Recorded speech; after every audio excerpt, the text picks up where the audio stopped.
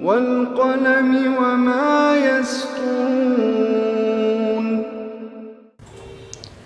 नाज़रीन अस्सलामु अलैकुम वरहमतुल्लाहि वबरकातुहू। सीधी बात की ताज़ा तरीन खबरों में आपका इस्तकबाल है। आइए सबसे पहले आज की सुर्खियों पर नजर करते हैं।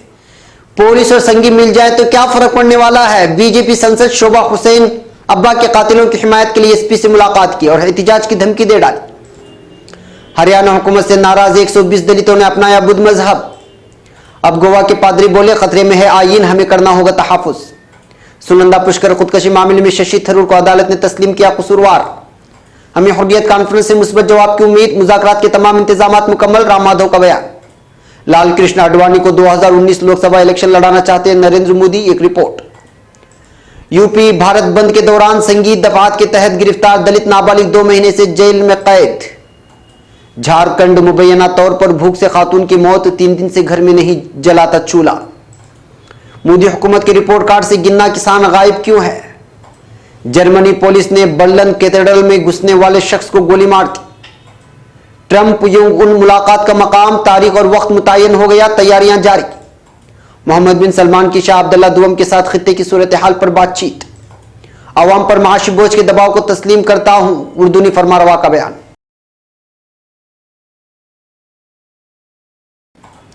नाज़रीन अस्सलामु अलैकुम वरहमतुल्लाहि वबरकातुहू। सीधी बात की ताज़ा तरीन खबरों में आपका इस्तकबाल है। मैं अंसार अजीज नदवी आज की खबरों की तफसीलात लेकर आपकी खिदमत में हाजिर हूँ। आइए खबरों की तफसीलात पर नजर करते हैं। पहली खबर उडुपी से है।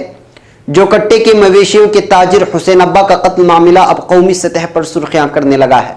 कातिलों में बजरंगी समेत पुलिस के मुलवस होने के बाद यह मामला जहां कई सारे सवालात और शबहात को जन्म दे रहा है, वहीं बीजेपी की संसद और मुतनाज़ खातून लीडर शोभा करंदलाजे ने अरकान असम्बली रघुपति भट्टम, सुकुमार शेट्टी, बालाजी मेंडन समेत कल एसपी लक्ष्मण नरभंगी से मुलाकात करते हुए इस मामले में संघियों की गिरफ्तारियों पर पुरजोर एहतिजाज करने की धमकी दी है।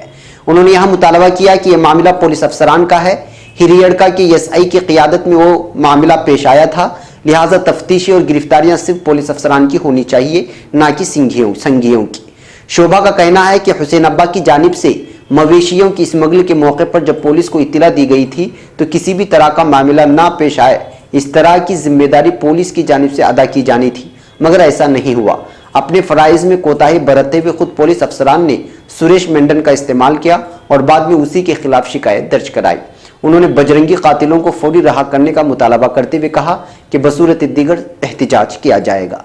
याद रहे, कुछ दिन कबल मवेशियों के ताजिर हुसैन अब्बा की पुरअसरार हालत में एक जंगल में लाश दरियाफ्त हुई थी। इस सिलसिले में तहकीक के बाद पुलिस को पता चला कि विश्व हिंदू परिषद के लीडर और दीगर संघियों के साथ एक कत्ल मामला पेश आया था। इस सिलसिले में पुलिस ने वीएचपी लीडर सुरेश मेंडन और सूरी, बजरंग दल के कारकुनान प्रसाद गौड़ा, डी, उमेश शेट्टी और रतन को गिरफ्तार किया था। सूरी प्रसाद और दीपक बल्लारी में पुलिस के हाथों गिरफ्तार हुए थे। मजीद तहकीकात के बाद पता चला कि कत्ल करने वाले संगी थे तो हुसैन अब्बा की लाश को जंगल में फेंकने वाले पुलिस अफसरान थे और इस कत्ल के मामले में वो बराबर के शरीक भी थे।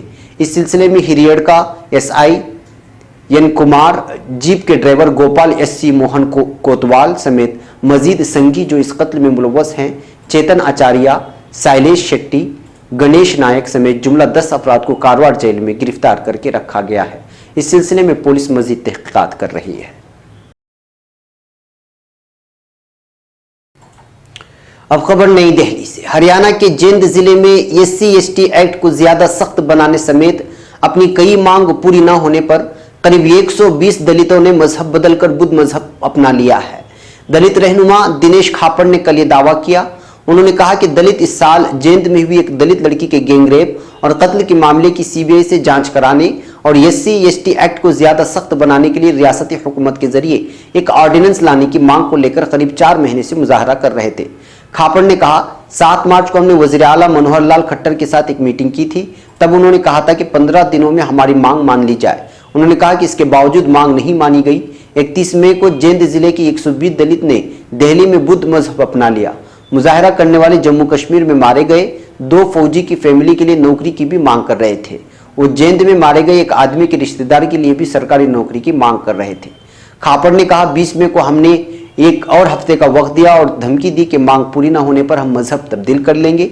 वजीर आला ने 26-27 मई को जिंद का दौरा किया, लेकिन हमसे नहीं मिले। इसके बाद हमने दिल्ली की पदयात्रा शुरू की, जहां हमने दलित लीडर ने कहा कि हुकूमत अगर अब भी उनकी मांग नहीं मानती तो हजारों दूसरे दलित अगस्त में बुद्ध मजहब अपना लेंगे। 31 मई को मजहब बदल लिया। उन्होंने कहा इस हुकूमत ने अपना दलित मुखालिफ रवैया दिखा दिया और हमारे पास कोई और ऑप्शन नहीं बचा था। खबर रसा एजेंसी ANI के मुताबिक हरियाणा के वजीर आला ने कहा कि इस तरह का कोई वाक़या मेरी जानकारी में नहीं है। उन्होंने मजहब तब्दील किए जाने की किसी भी तरह के वाक़े से भी इनकार किया है। अब खबर गोवा से। गोवा के पादरी ने खत लिखकर आइन पर खतरे की बात कही है। उन्होंने ये भी कहा है कि बहुत से लोग अदम तहफ़्फ़ुज़ के एहसास के साथ जी रहे हैं। खत में फिलिप नेरी फराव ने कहा कि लोगों को आइन के अक़दार और तमाम मज़ाहिब की आज़ादी की हिफाजत करनी चाहिए। फिलिप ने गोवा और दमन के कैथोलिक ईसाइयों से खिताब किया। काबिल जिक्र है कि गुज़िश्ता महीने दिल्ली के आर्क बिशप ने भी आइन पर खतरे की बात कही थी। आर्क बिशप ने लिखा, आज हमारा आइन खतरे में है और इसकी वजह से बहुत से लोग अदम तहफ़्फ़ुज़ के एहसास में जी रहे हैं। एक और खबर नई दिल्ली से। सुनंदा पुष्कर मौत मामले में उनके शोहर शशि थरूर को अदालत ने मुलजिम तस्लीम कर लिया है। पटियाला हाउस कोर्ट ने दिल्ली पुलिस के चार्जशीट पर नोटिस लिया है। शशि थरूर को 498A के तहत भी सजा हो सकती है। इस मामले की आइंदा समाअत 7 जुलाई को होनी चाहिए। इस दौरान कोर्ट ने दिल्ली पुलिस से पूछा कि क्या आप सुब्रमण्यम स्वामी की दरखास्त पर जवाब दायर करना चाहते हैं। दिल्ली पुलिस के वकील ने कहा कि यह अभी जल्दबाजी है, सेशन कोर्ट में इस पर समाअत हो सकती है। वहीं सुब्रमण्यम स्वामी ने कहा कि क्राइम हुआ था और उस वक्त सबूत मिटाए गए। उन्होंने कहा कि 1 साल बाद FIR दर्ज की गई। स्वामी ने दिल्ली पुलिस पर सही तरीके से जांच न करने का इल्जाम लगाया। कोर्ट ने कहा कि स्वामी की दरखास्त पर हम अलग से गौर करेंगे। वाज़ेह रहे कि पुलिस की चार्जशीट के मुताबिक सुनंदा पुष्कर ने अपने शोहर को भेजे ईमेल में लिखा था कि उनकी जीने की ख्वाहिश खत्म हो चुकी थी। पुलिस ने कोर्ट को बताया कि सुनंदा की ईमेल और सोशल मीडिया को मौत का ऐलान समझा जाता है।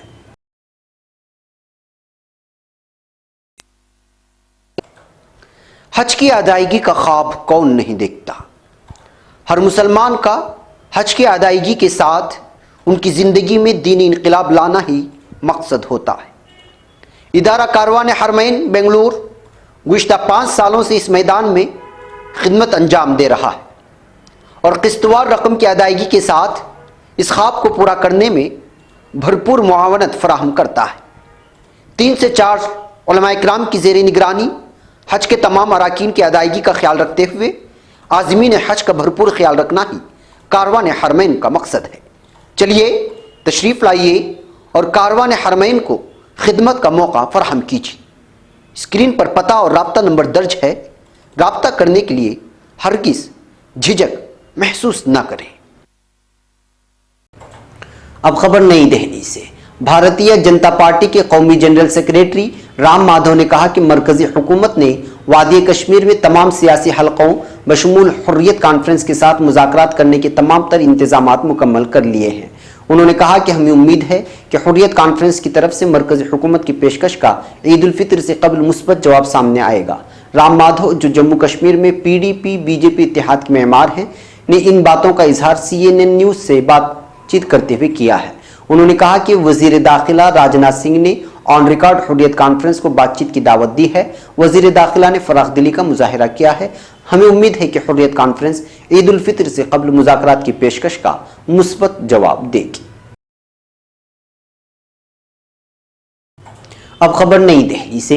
बीजेपी अपने मेंबरान पार्लियामेंट और मेंबरान असेंबली के लिए तय की गई उम्र की बंदिश को तोड़ते हुए सीनियर लीडर लालकृष्ण आडवाणी को 2019 के लोकसभा इलेक्शन में एक बार फिर खड़ा करना चाहती है। बंगला अखबार आनंद बाजार पत्रिका ने अपनी रिपोर्ट में बताया है कि वज़ीर आज़म नरेंद्र मोदी चाहते हैं कि आडवाणी आइंदा लोकसभा इलेक्शन भी लड़े। इस रिपोर्ट के मुताबिक मुरली मनोहर जोशी जैसे दूसरे सीनियर लीडरान को भी पार्टी आइंदा लोकसभा इलेक्शन में उतार सकती है। अखबार ने अपनी रिपोर्ट में बताया कि हाल ही में वज़ीर आज़म नरेंद्र मोदी ने 19 साल आडवाणी से दिल्ली के पृथ्वीराज रोड पर वाक़े उनकी रिहाइशगाह पर जाकर मुलाकात भी की। वहीं पार्टी के कौमी सदर अमित शाह भी ये तजवीज़ लेकर उनसे मिलने गए थे। अब खबर यूपी से। चमारों को ज्यादा मस्ती चढ़ रही है, ये कहकर मेडिकल थाना पुलिस के अफसर भगा देते हैं। जब भी मैं जेल में बंद अपने बेटे के बारे में बात करने जाता हूं, मेरा बेटा सचिन सेंट देव आश्रम में पढ़ाई करता है, उसकी उम्र 15 साल है, लेकिन 2 अप्रैल को पुलिस ने उसको गिरफ्तार कर जेल में बंद कर दिया और उसकी उम्र 20 साल लिख दी है। ये बात बताते हुए धर्मवीर सिंह रो पड़ते हैं। धर्मवीर उत्तर प्रदेश के मेरठ शहर की कलियागढ़ी की तंग गलियों में बने एक छोटे से मकान में रहते हैं। 2 अप्रैल को SC/ST एक्ट में सुप्रीम कोर्ट के जरिए दिए गए नई हिदायत के बाद पूरे हिंदुस्तान में तमाम दलित तंजीमों ने भारत बंद का ऐलान किया था। इसके दौरान मुख्तलिफ रियासतों में तशद्दुद देखने को मिला, जिसमें उत्तर प्रदेश और मध्य प्रदेश भी शामिल है। धर्मवीर सिंह की 60 साल बीवी रामेश्वरी दूसरों के घर में साफ सफाई का काम करती है। उनके 3 बेटे हैं, वो भी मजदूरी का काम करते हैं, लेकिन अब वो धर्मवीर की फैमिली के साथ नहीं रहते। तकरीबन 2 महीने से जेल में बंद छोटा बेटा सचिन ही अब उनकी फैमिली के साथ रहता है। उनकी एक बेटी भी है जिसकी शादी हो चुकी है। 62 साल धर्मवीर ने बताया, मेरा बेटा कोचिंग के लिए मास्टर जी के पास बात करने गया था, इसी वक्त पुलिस ने उसको गिरफ्तार कर लिया। हम क्या करें, इसमें गलती कास्ट सिस्टम की है। पुलिस ने जाटो है या चमार है ये बोलकर हमारे बच्चों को गिरफ्तार कर लिया। अब बताओ 15 साल का बच्चा क्या मुजरिम हो सकता है। अब खबर गिरिडीह से। झारखंड के गिरिडीह जिले में एक 58 साल बुजुर्ग खातून की मौत मुबैना तौर पर भूख से हो गई है। कहा जा रहा है कि ना तो उनका राशन कार्ड बना था और ना ही उनकी बेवा पेंशन मिल रहा था। पत्रिका की रिपोर्ट के मुताबिक डमरी के मधुवन थाना हल्के के मुंगरगड़ी गांव की बाशिंदा सावित्री देवी की फैमिली के हालात ये थे कि 3 दिन से उनके घर में चूल्हा तक नहीं जला था। फैमिली की इक्तिसादी हालत अच्छी नहीं थी। रोजगार की तलाश में उनके दोनों बेटे उत्तर प्रदेश के रामपुर और महाराष्ट्र के भुसावल में मजदूरी करते थे, लेकिन पिछले कुछ दिनों से वो घर पैसे नहीं भेज पा रहे थे। वहीं खातून की छोटी बहू भी हामिला थी। मकामी लोग बताते हैं कि 6 महीने से फैमिली की हालत मांग कर खाने की हो गई थी। गिरिडीह के इंचार्ज डिप्टी कमिश्नर मुकुंद दास ने कहा कि खातून की भूख से मौत नहीं हुई है, वो फालिज ज़दा थी। हालांकि दैनिक भास्कर के मुताबिक चीनपुर पंचायत के मुखिया राम प्रसाद महतो और ब्लॉक सप्लाई ऑफिसर शीतल प्रसाद काशी भी भूख को ही मौत की वजह ठहरा रहे हैं। शीतल प्रसाद ने कहा, जिम्मेदार अफसरों की अनदेखी की वजह से सावित्री का राशन कार्ड नहीं बन सका, जिस वजह से उनको राशन नहीं मिल पा रहा था। कसूरवारों के खिलाफ कार्रवाई की जाएगी। सावित्री की फैमिली के किसी भी मेंबर का राशन कार्ड नहीं है, उनको पेंशन भी नहीं मिलता था। वो अपनी 2 बहू और 4 पोते पोती के साथ गाँव में रहती थी।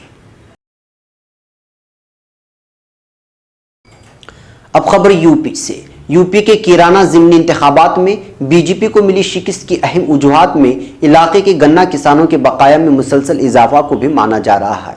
RLD लीडर जयंत चौधरी ने भी जिन्ना पर भारी गन्ना कहकर ये पैगाम दिया कि किसानों की नज़रअंदाजी मोदी हुकूमत को भारी पड़ गई है। गन्ना किसानों के बकाया की बात करें तो पूरे मुल्क में 20,000 करोड़ रुपए से भी ज्यादा बकाया हो गया है।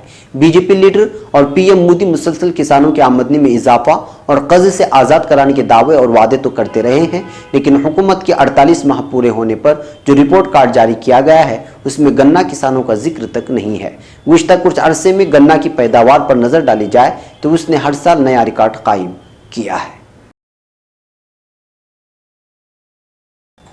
अब खबर बर्लिन से।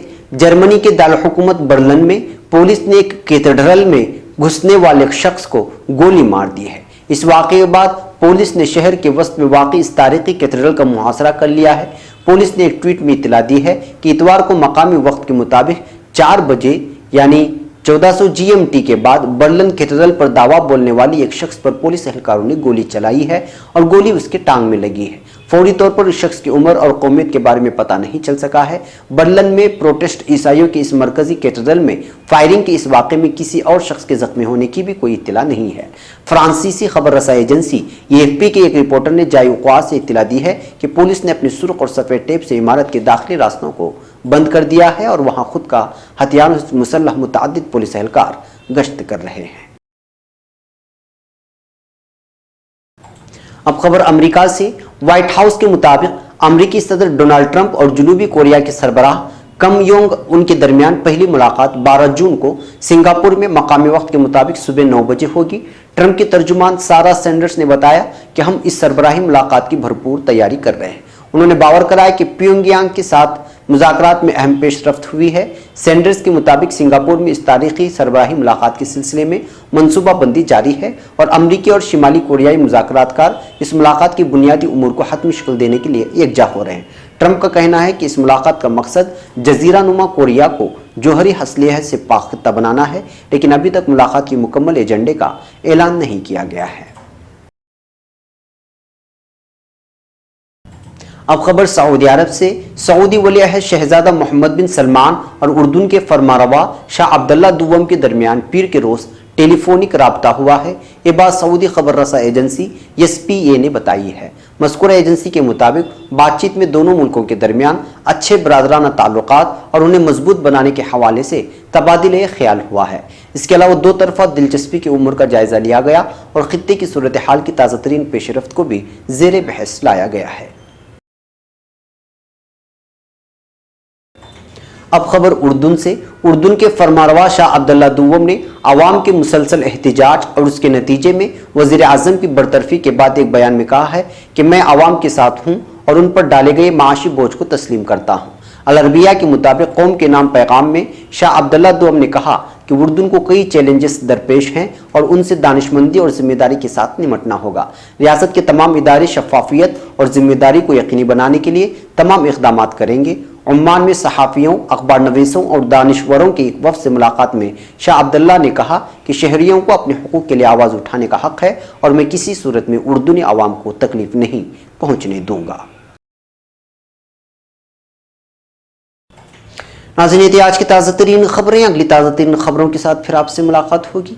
हमारी पूरी टीम को यहाँ पर इजाज़त दें। इजाज़त से पहले फिर वही दरख्वास्त कि आप हमारे चैनल को सब्सक्राइब करना और हमारे वीडियोस को शेयर करना हरगिज़ न भूलें।